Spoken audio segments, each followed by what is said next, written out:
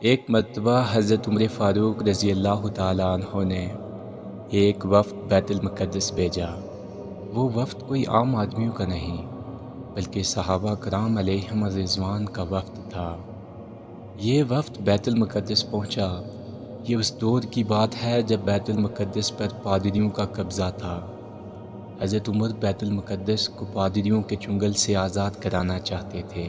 صحابہ کرام علیہم الرضوان نے پادریوں سے کہا کہ ہم امیر المومنین حضرت عمر فاروق کی جانب سے یہ پیغام لائے ہیں کہ تم لوگ جنگ کے لیے تیار ہو جاؤ۔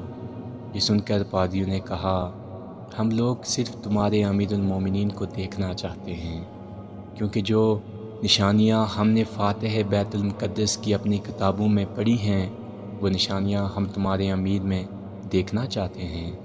اگر وہ نشانیاں تمہارے امیر میں موجود ہوئیں تو ہم بغیر جنگ و جدل کے بیت المقدس تمہارے حوالے کر دیں گے۔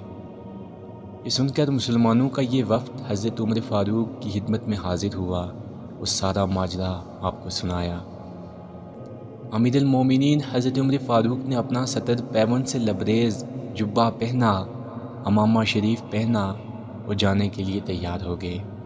سارے صحابہ کرام علیہم الرضوان حضرت عمر سے عرض کرنے لگے حضور وہاں بڑے بڑے لوگ ہوں گے، بڑے بڑے پادری ہوں گے، آپ رضی اللہ عنہ اچھا اور نیا لباس پہن لیں، ہمارے بیت المال میں کوئی کمی نہیں۔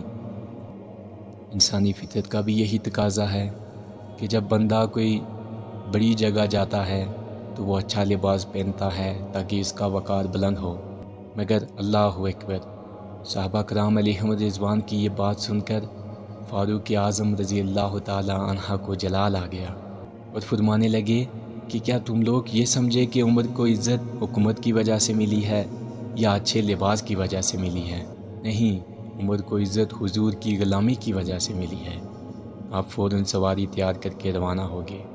جیسے ہی آپ رضی اللہ تعالی عنہ بیت المقدس پہنچے تو حضرت عمر فاروق اعظم رضی اللہ تعالی عنہ کا حلیہ مبارک دیکھ کر سرکار اعظم صلی اللہ علیہ وسلم کے غلام کو دیکھ کر پادری حواس باختہ ہو گئے، تھر تھر کانپنے لگے اور حضرت عمر رضی اللہ تعالی عنہ کے قدموں میں گر پڑے۔